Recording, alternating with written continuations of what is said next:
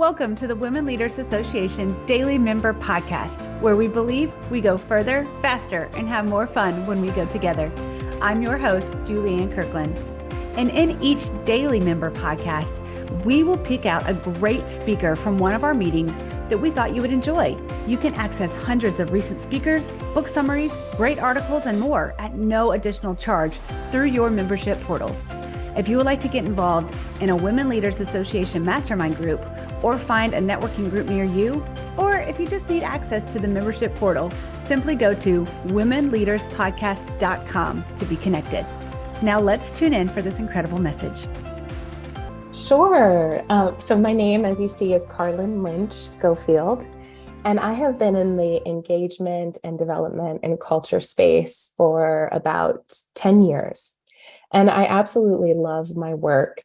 And the longer I've done it, the more I've come to understand how different parts of life and my interest in just becoming a better, more well-rounded human being have really served me in the work that I do. So lately, what I've learned is a lot of even what we just heard, which was so fantastic, so much that we hear coming out of neuroscience and industry research in the fields of development and employee engagement and ancient spiritual wisdom and philosophy and modern thinkers. So many of these different fields are pointing to the same tools and insights that we can all use to become more successful, productive people, yes, but also more peaceful, in touch, and whole people. And that's what I'm really interested in.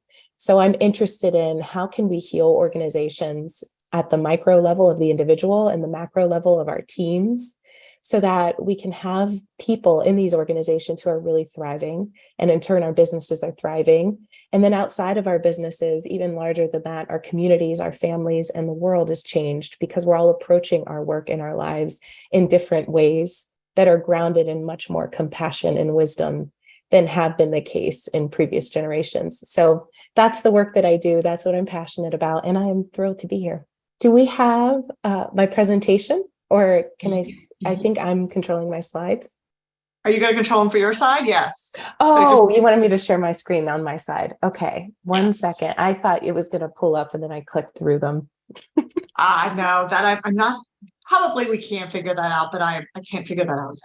Okay. No worries. Let me figure this out for us. Oh, you know what? I'll go ahead and pull up from my side. Okay. I'll pull up from my side and you just say next slide and I will. Okay, advance from my perfect. side. All So right, thank ladies. you. Thanks for bearing with me with technical difficulties. Okay. If we want to go to the first slide, that'd be fantastic. Okay. Thank you, Ginger. So in 2021, I had a new baby at home. It was the middle of the pandemic. I was in total isolation because I wanted to make sure we were keeping her safe.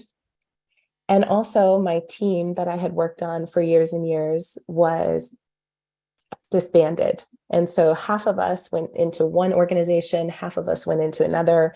And the manager, who was a very good friend of mine, her job was eliminated. So I had a new manager, new team, new baby, new global pandemic raging all at once. And the thing that is not unique about my story is that all of us had some version of this sort of upheaval in those years. And we may still be experiencing this in small and large ways. And this got me thinking about the different ways we can approach these times when life seemingly turns upside down. I noticed that the wisest people who seem to fare the best during the pandemic approached this sort of upheaval with this lens of, what is this here to teach me? How can I take this experience and instead of wishing it away, actually embrace it and see what I can learn from it? And also make sure that my life is not put on hold until this is over, but I find a way to live in the midst of this incredibly challenging time. And that's the perspective and the philosophy I wanted to embrace during that time, even though it was very difficult for lots of reasons. And there were times I was more and less successful at doing that. But when I was successful at doing it, I noticed that I was in a much better place mentally, emotionally. I was also showing up much more effectively for my team, at my job, and with my family. So I wanted to explore a little bit about what is it that helps people take these moments of uncertainty and disruption in our lives and turn them into opportunities for growth, for more joy, to become more healed and whole individuals. How do we do that? And if we can do that in our personal lives, how can we help our teams do that through times of economic uncertainty, when our market conditions are changing, when there's a disruptor in our industry? How can we see that not as threatening, but as something that we can actually embrace and that can push us to new levels of being and doing and providing services that we may not have ever been able to think were possible before? So I did what I do best and combined a bunch of different sources and different types of sources to come up with what I have decided to call 5 tenets of what to do to take these times and turn them into something really, really fruitful. And within each of these 5 tenets I'm going to share today, there are questions you can ask yourself. This is a very contemplative talk. And the reasons it's contemplative is because I really believe that all of us have so much innate wisdom in ourselves. And sometimes the most important thing to understand is, what question should I be asking myself? And then really leaning into the answer that you have within to kind of figure out what it is that you need to do or how you can move forward in the best possible way. So the quote that you'll see on the slide here is from Winston Churchill, but I love it. And it's, never waste a good crisis. So in these times, how can we make sure we aren't wasting them, but we're actually using them? And if we go to the next slide, please. Like I said before, a lot of our struggles come from thinking that life should not have challenges, or when challenging things happen, or tragic things, or really upsetting things, or disorienting things, that those things should be wished away, or they should not be happening, or if they are happening, something is wrong. When in fact, life is full of disruption and challenge, and it's absolutely supposed to be. It's all part of our evolution as people, organizations, societies. Disruption is what shakes things up. It helps us actually gain clarity in a way that we might not have before, because we can just go along in the normal way of being. And if things are never challenged, even if that normal way of being doesn't ultimately serve us, or if we can get away with functioning, but at a very bare minimum, we will continue to do that until something pushes us outside of our comfort zone and requires us to change in some way. And so this is what we call kind of the cycle of disorientation and reorientation. And the goal is to see these times of disorientation, when something happens, a big change, welcome or unwelcome, when it shakes us up, how can we use that to reorient ourselves? We don't want to go back to who we were before or how we were living before. We want to find higher ground. We want to get through whatever is happening and come out the other side a new person. This, again, I know we have lots of mothers on the phone, but we think about this in terms of the transition from maiden to mother, which you hear in ancient philosophies and ways of thinking, but we all experience it in the modern day, of course. We are who we are before we have our children, and then we have our children, and we're changed from them. And it's incredibly challenging. It's a welcome change, but an incredibly challenging and enlightening one. We learn so much about ourselves, and we aren't who we were before we had our children. But hopefully we're a richer, more well-rounded version of ourselves on the other side. And so we can get stuck in the disorientation, and we see this happen as well. So it's very easy to get stuck in just feeling lost. And so these tenets I'm going to describe for you today will help us get from lost to the higher ground that we want to reach.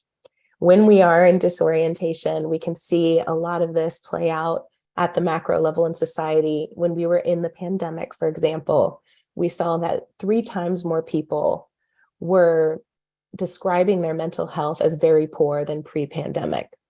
We also saw 75% of our employees in the US were reporting burnout. We saw a huge amount of women leaving the workforce. So there was obviously a lot of stress, a lot of unknowns, a lot of different balls in the air that we were all trying to manage. So how can we get out of that, come out of this pandemic and move forward in a way that's going to serve our families, our communities, our workers, and all of us, so that we can reimagine our workplaces and our lives and come up with something that feels better to all of us? and looks a little different than what we had before. So the first tenet, and these are all start with the letter C to help you remember them, but the first thing is care. So when you are in a time that's particularly difficult, when you're going through something that's emotional and challenging or draining or just knocks you off your feet, what you need is care. So you have to be able to give this to yourself. And some of us, this is the hardest thing for us to do, is care for ourselves. And these words on the screen here are the offerings that upheaval brings for us, that care, this tenet of care offers us these things that you see on the screen, if we are willing to accept them and practice them.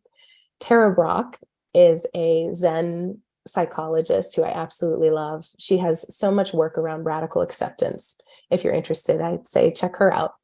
But it all begins with accepting whatever it is that's happening to us and accepting what's happening within us as a result. So if you are going through something challenging, let's say at work, your team has just been blown up, or you're having a baby, you have postpartum anxiety. I don't know, maybe that was me. But if you are going through those things, the first thing we have to do is accept that they're happening. We can't push them away, wish them away. We have to just live in what is happening right now. Then what we want to do is not judge our circumstance or our reaction to those circumstances. We're human beings. We are all complex. We experience a wide range of emotions. Not all of them are traditionally considered positive, but they are all part of the human experience. And if we can accept that and meet them with compassion rather than judgment, then this opens us up to seeing and being able to embody more grace with ourselves, but also with other people, and starting to remove this wall between us and others. We saw this also in the pandemic.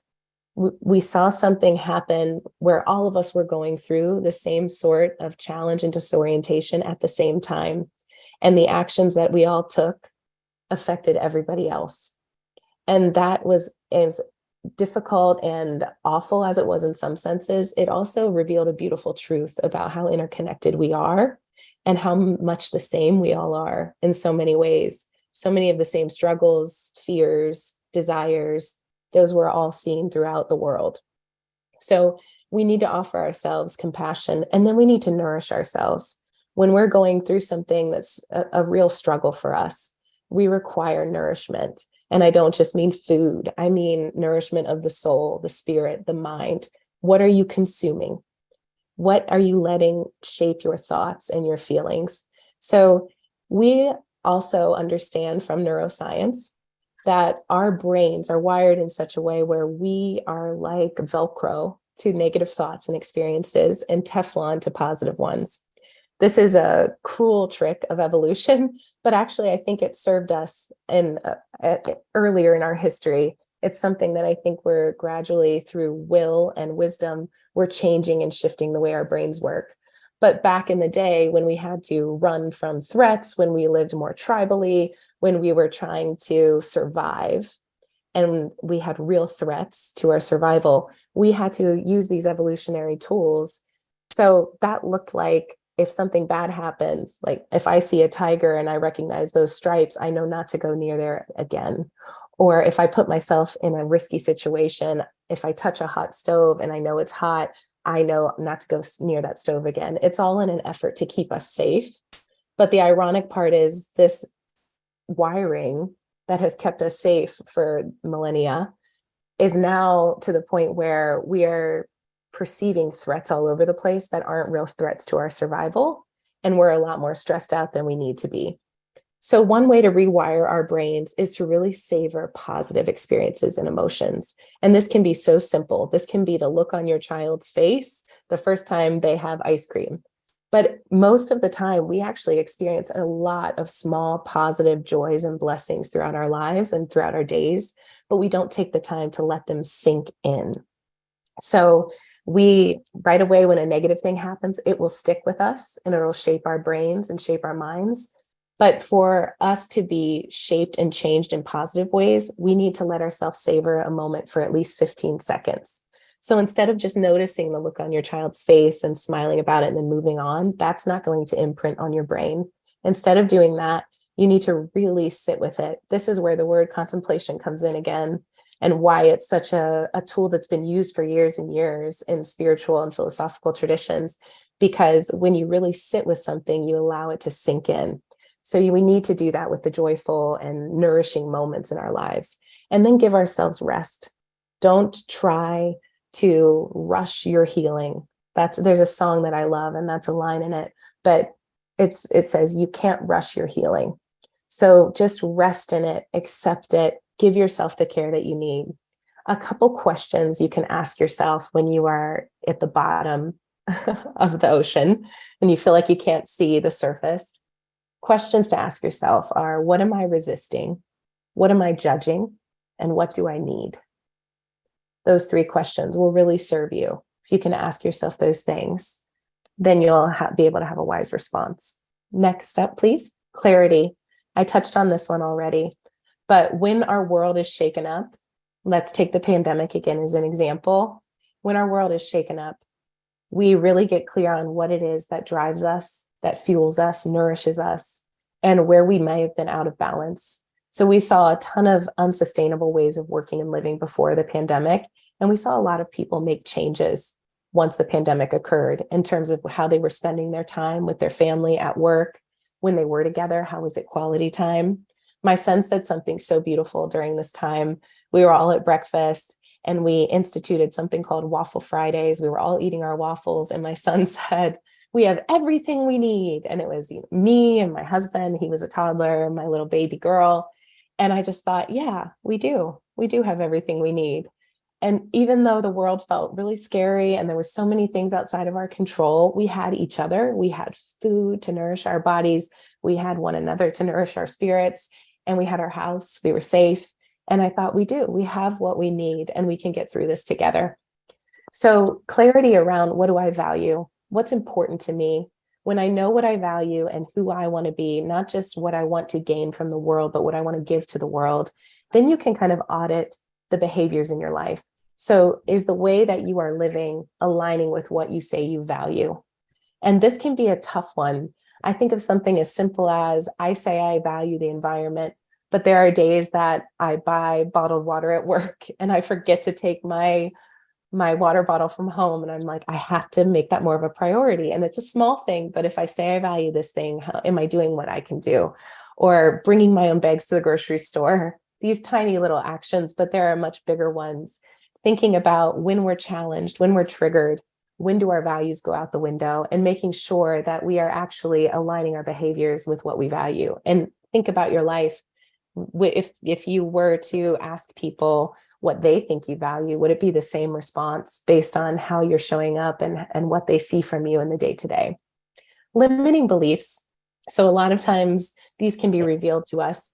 So what are we believing? What stories are we telling ourselves? And are they actually true? Are they holding us back? So some of the judge that Danae was saying earlier, when she was talking about the judge and some of the accomplices to the judge in neuroscience, what are they telling you? What's the judge saying? What's your inner critic saying? And is it true? Or can you actually interrupt that and challenge it and come up with a new truth that serves you? Boundaries is a big one. I saw something come through the chat around saying no. I think oftentimes we take on a lot. We take on a lot of what's happening around us, and some of it is ours to own and some of it is not. There's a tool in cognitive behavioral therapy called the You versus the Universe exercise. I find this one to be really helpful when it comes to saying no or setting boundaries. So you do a column, 2 columns on a piece of paper, you and the universe on the other side. And the you column is everything that you can do about a situation, everything that's yours to own or that you want to do. And the universe is everything that is somebody else's or outside of your control. So this is a really helpful exercise if you're in the midst of a really challenging time or situation, and it feels like there's so much happening and so much going on, and you're worried about a lot of different things. This cognitive behavioral tool will help you sort out what you can focus on and where your energy and mental thought is actually well spent versus where it's rumination. The other thing is past impossibility. So it helps us understand what we need to let go of, what used to be the reality that is no longer our reality. What have we lost? What do we need to grieve? And what could be possible moving forward?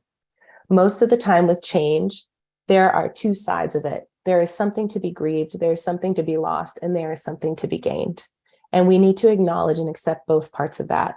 There might be something that we really miss and something that was hard for us to let go of, but we have to. And then there might be, but there's always, I won't say might be, there's always something to look forward to as well.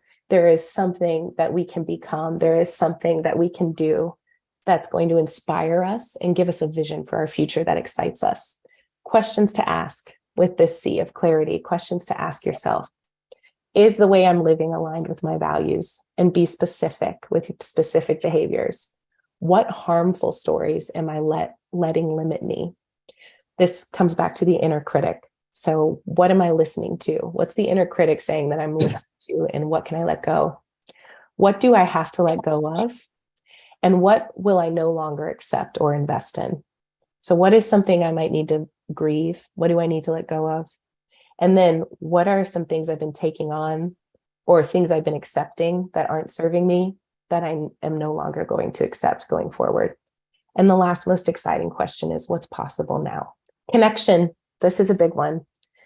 Our pain is our power. I know many of us have heard that. It's also an avenue for connection. It connects all of us. We all experience the same human emotions. No one gets out of life unscathed. We all go through challenging times.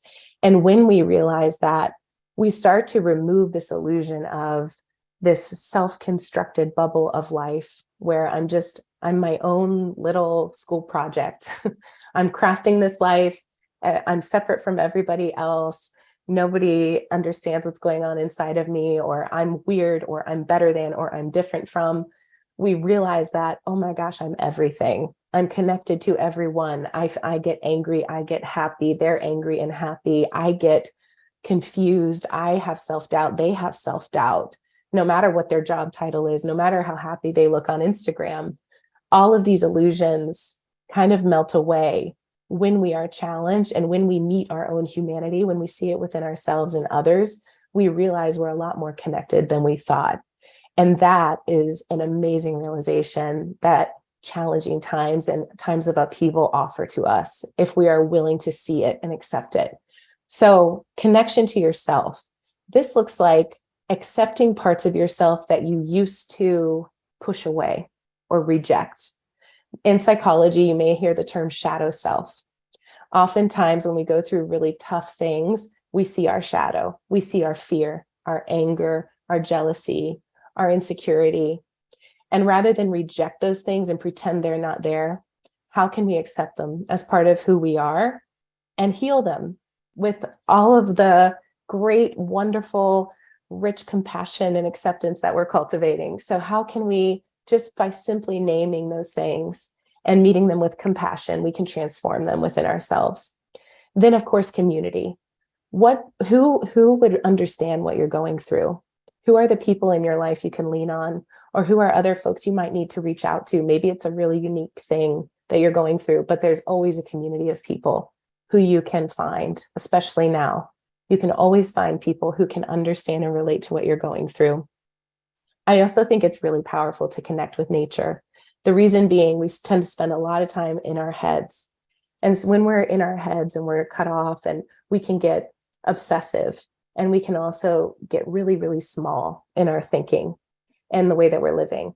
If you get out into nature, if you go into the woods, or you look out at the ocean and you feel your feet on the ground, and you're part of something so much bigger than yourself, and you see this same cycle of disorientation and reorientation and life and death, and you see it play out on this grander stage, you realize whatever personal drama you might be going through is so small. And it doesn't mean, it's also very meaningful, but it's part of this larger interconnected drama that's playing out in the world. And then you realize, like, it's all part of this grander thing. And maybe you can release a little bit of the control and the resistance that you've had to it, and just kind of relax into it and see what might be offered to you through it. And I say spirit here. This can mean different things for different people. But what is it that's larger than you? When I think of spirit, I just think of getting outside of the hamster wheel of our thoughts. So outside of that, In the last presentation, she used the word sage, sort of the higher centers of our brain. Whatever it is for you, if that's a spiritual belief that you have, if it's a connection that you feel to something larger than yourself, that really can help get you through, even if that's just to a higher self, higher parts of your own brain that you want to connect to help guide you through. What would the wisest version of you, the most loving version of you, what would that version say? And how can you connect in with that? And questions to ask yourself on the connection piece. What has this period of upheaval taught me about who I am? Who in my life lifts me up and comforts me? Those are people you want to be around. And what helps me feel the awe and peace that comes with being part of something bigger? So when you figure out what those things are, seek those out. Next slide, please. Thank you so much. This one's one of my favorites, creativity. So we all know the beautiful art that comes from times of intense sadness or struggle. We see this play out with musicians and artists all the time, but we are all artists. We are creating our life. It's the best work of art you'll ever do. So when something awful happens or something challenging happens, there's always, if we focus on that question of what's possible now, we can get really creative. And human beings are insanely creative. Just look at the world around you and everything we've built. We started out with nothing, rubbing rocks together and hunting and gathering, and look at what we've created. Look at the systems and the structures. We have continually evolved, and we are able to do that, and we are able to rise from incredibly challenging circumstances. So we all can tap into that force internally. We saw this play out during COVID as well. It totally changed the way we work. We did it overnight, which is incredible. We completely changed the way we work overnight because we were forced to. So when you think about what you're going through, what are you finding inspiring? What are you feeling? How can you get what you're feeling inside? How can you express it outside? This may look like journaling. This may look like talking to a friend. This might look like creating artwork. It also might look like taking the perspective you're gaining from whatever it is and applying it in your life, in your relationships, in your work. So everything serves everything else. The things that we go through in our lives, the things that we learn, whether it's in a book or by a mentor or just through something we're going through, can shape our perspective and how we approach other things in our life. So how are we integrating all of the things that we're learning into the way that we're living and working? How can we adapt? What could we do differently? This is where we can get really innovative. So it's exciting when you think about how can I be creative? What is this teaching me? What new ideas am I having? What new possibility might I be able to embrace and create something new? So when we think about questions to ask ourselves and to harness creativity, there is, what's a new or different way? What's a new or different way to do X? Ask yourself that. How can I express what's happening within me? What new insights can I bring to my work or my life? This is our last slide. Courage. So obviously, this is a big one. This is something that we all have to gain when we overcome incredibly challenging obstacles and circumstances. And I think this is so profound, but we realize what we're capable of. If your limits are never tested, you actually have anxiety and fear because you don't know what you're capable of. So you kind of live in this state of fear because if something bad happens, you don't have the faith necessarily or the precedent to know that you can overcome it successfully. But once you start to overcome really hard things, then you can look back and say, I've done that. I can do this. And we do that more and more. The longer we live, the more things we face and overcome. If we're able to integrate the things that happen to us in healthy ways and accept the offerings that we are given from challenging times, if we can do that, then we do gain this incredible confidence. And that confidence conveys itself in courage. We are not afraid to take on challenges when new circumstances present themselves, when we have something difficult happen again, or someone does something to us that's hurtful. We can take that on in a completely different way, from a more confident, calm presence of mind than we had before. So that is an incredible gift. And then once we can do that, it's inspiring to others. And then when we can also take everything that we've learned and then we can share it. So we can help those who are now going through something similar that might not be where we are. Maybe we've gotten through it. We're on the other side. We've healed from it. Then we have wisdom to offer to someone who's in the thick of it, who's down at the bottom of the ocean floor. How can we toss them a life raft? That is so rewarding when you can take your pain and turn it into power to help someone else. So with this tenet, I have 3 questions you can ask yourself when you're at this, going through something. Number 1 being, what hard things have I overcome before? How have those hard things made me a wiser, stronger, more whole person? And how might this situation do the same? And lastly, how might this experience help me connect with and help others who might go through something similar? So with that, I will just leave you with the thought that I hope you can take these questions and these concepts. And if you're going through something challenging right now, or if you do in the future, answer these questions for yourself and then commit to one thing that you can do in each of these 5 C's, one thing you can do. And those will just give you some points of grounding when you're going through something that's really disruptive or something that just knocks the wind out of you. You can feel like you're in the middle of a dark sea and you're lost and you have no idea where to turn, what to do. My hope is that some of these concepts and some of these questions can ground you. They can give you little points, little things to grab for, so you can keep moving forward one step at a time and just make sure that you eventually move out of the darkness into a place of perspective and light and wisdom and more strength. So thank you for letting me share this with you. I hope it was helpful. And if there are questions, I'd love to take them. Yes, Carlin, I think we have time for maybe 1 or 2 questions that have come in during your presentation. I'll start with this one from Cora that came in early. And Cora says, any advice on saying no? I'm stretched too thin. I'm the manager of my daughter's travel hockey team. And since it's an expensive sport, no one wants to volunteer. Okay. I would say don't raise your hand for something unless you really want to take it on. I know we can totally get into this place where we want to be very, very helpful. It's also okay to take a step back. I think sometimes we can get into a role and maybe if other folks aren't doing what they committed to, I think you have to just say, I can't take this on. Like, rather than asking, you're kind of saying it's now a need because I'm not able to do it all. So it's not going to happen if somebody else doesn't step up. I think people will let you take on a lot. If you're willing to do it, they'll let you.